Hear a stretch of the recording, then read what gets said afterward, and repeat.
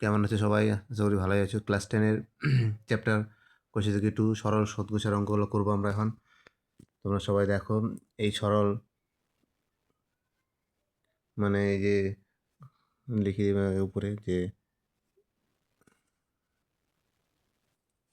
Class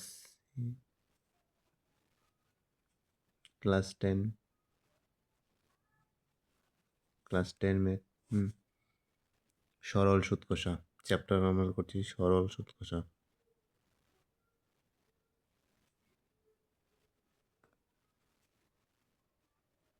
সরল সুদ কষা নিয়ে অঙ্ক নিয়ে হাজির হলাম। এগুলো করার আগে কিছু আগে আমাদের বেশি জিনিস শিখতে হবে। সেটা হলো যেমন বেশি জিনিস বলতে কাজে লাগবে আমাদের থাকবে আসল,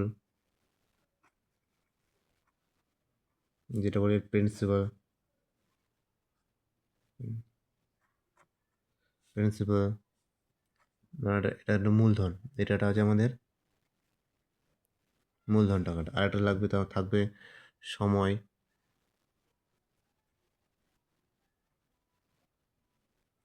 সময় এটা আসলকে আমরা যেমন একটা বলে দিই, আসলকে যেমন আমরা পি দ্বারা প্রকাশ করি, সময়কে আমরা টি দ্য টাইম টাইম দ্বারা প্রকাশ করি, যে কতক্ষণে কত ধরনের সময় ধরে টাকাটা চলবে। তারপরে থাকবে সুদের হার, যেটাকে আমরা বলি আর, মানে রেট অফ ইন্টারেস্ট, এটা আর দ্বারা প্রকাশ করি আমরা। যা একটা হলো আমরা সুদ, সুদ যাকে আমরা আয় দিই, মানে ইন্টারেস্ট, মানে যেটাকে আমরা সুদ, মানে সুদ বের করতে বলবে। এই চারটা আমাদের মেন। আর একটা মেন যেটা ইয়ে আছে, যে আমাদের জানতে হবে, ধরো আমাদের আসল বের করতে বললো, আসল আমাদের সব দেওয়া আছে, সময় দেওয়া আছে, সুদের হার দেওয়া আছে, সুদ দেওয়া আছে, সময় দেওয়া আছে, কিন্তু আসল নেই। আসল বের করতে হলে আমরা কি বের করব? আসলের ক্ষেত্রে এখানে লিখতে হবে পি, মানে আসলের ক্ষেত্রে। শর্টকাট রুলস, মানে এটা ফর্মুলা জানতে হবে আসলের ক্ষেত্রে। আসলের ক্ষেত্রে কী করবো আমরা?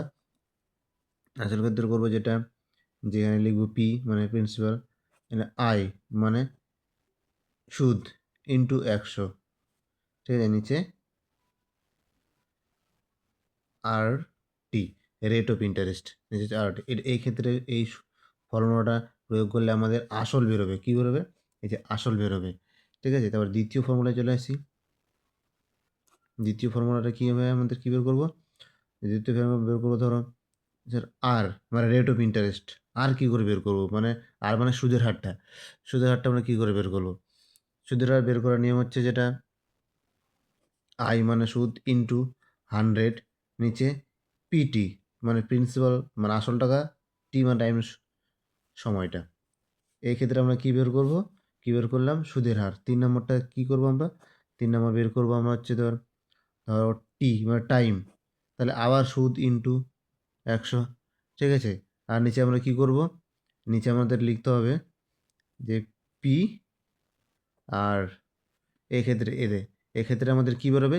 সময় বের হবে। কোথাও সময় বের করতে বলে এই সূত্র লাগাতে হবে, কোথাও সুদের হার বের করতে বলে এই সূত্র লাগাতে হবে, আসল বের করতে বলে এই সূত্র লাগাতে হবে। আরেকটা মেন সূত্র যেটা আমাদের বের করতে বলে, যেটা হচ্ছে যে ধরুন আয় মানে হচ্ছে সুদ, রেট, আয় মানে হচ্ছে সুদ, ঠিক আছে। এই ক্ষেত্রে কী করবো আমরা?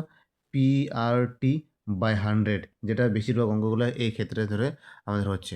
এটা আমাদের বেসিক ধারণা, সরল সুদ ঘোষের অঙ্কের এটা হচ্ছে আমাদের বেসিক ধারণা। এইভাবে আমাদের অঙ্কগুলো করতে হবে।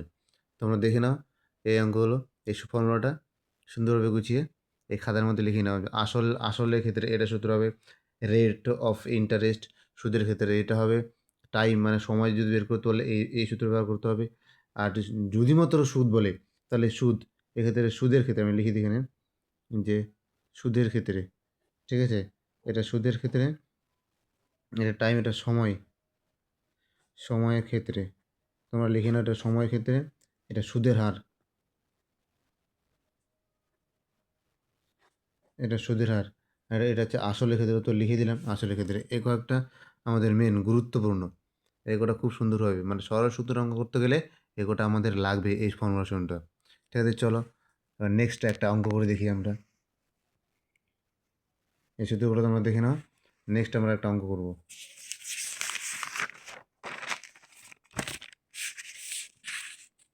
প্রথম অঙ্কটাই করি।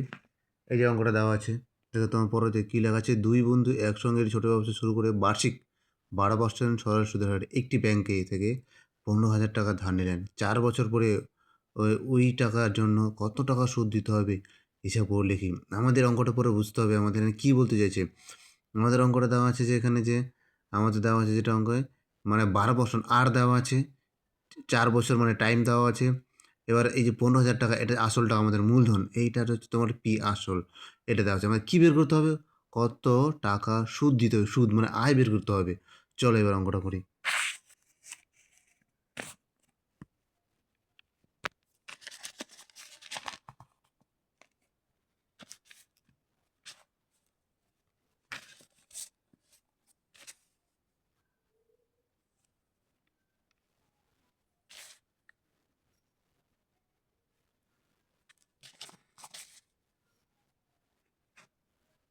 চলো সরকারি করি।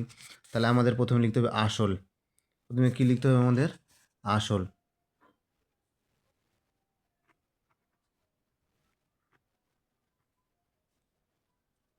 আসল যাকে আমরা পি দ্বারা লিখি। পি কত দেওয়া আছে? দেখো পি কত দেওয়া আছে আমাদের? পি কত দেওয়া আছে? পি দেওয়া আছে আমাদের কত? 15,000 টাকা।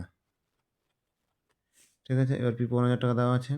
তারপর কী বের করতে হবে? আছে আমাদের পি সুদের হার। লেখো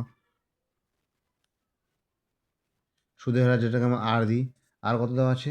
12%। এবার কী লিখতে হবে? এবার লিখতে হবে সময়। চলো সময় যেটাকে আমরা টি দ্বারা টাইম দ্বারা প্রকাশ করি। কত বছর?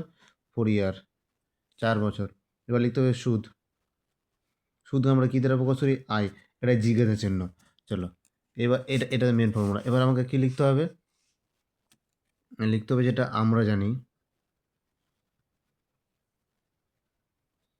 আমরা জানি পি ইকুয়াল টু, তাহলে পি ইকুয়াল টু কী লিখব? সরি পি না, আই ইকুয়াল টু যেটা আমাদের সুদ বের করবো। Sorry I equal to P R T by 100। P R T by 100 এটা কিন্তু আই, তোমরা বুঝে নেবে আই মানে সুদ, পি আর টি বাই 100 এই ফর্মুলায়। ঠিক আছে, এবার লিখবো আই।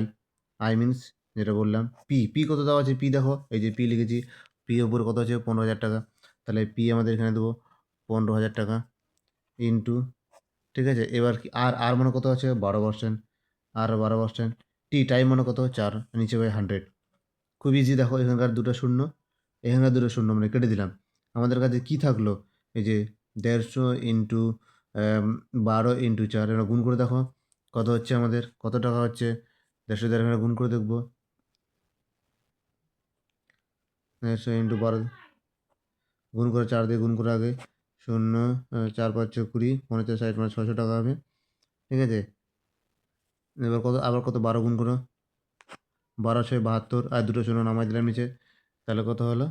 7,200। তাহলে আমাদের 7,200 টাকা। তাহলে এতে কী লিখতে হবে? কত টাকা সুদ দিতে হবে হিসাব বলি? 7,200 টাকা। তাহলে আমাকে লিখতে হবে না কী চাইছে অঙ্কটাতে? দেখো তোমরা অঙ্কটাতে কী চাইছে? অঙ্কটাতে আমাদের লিখতে হবে যে কত টাকা সুদ দিতে হবে। তাহলে লিখতে হবে আমাদের যে 15,000 টাকা 4 বছরে 12,000 টাকা সুদ দিতে হবে, 7,200 টাকা সুদ দিতে হবে। তাহলে তার লিখতে হবে 7,200 টাকা সুদ দিতে হবে। বুঝলে অঙ্কটা? দেখো অসুবিধা হলে আমাকে বলবে, জানাবে, কমেন্ট করবে। আজ এই পর্যন্তই থাক, এরপরে আমরা নেক্সট অঙ্ক করব। চলো বাই।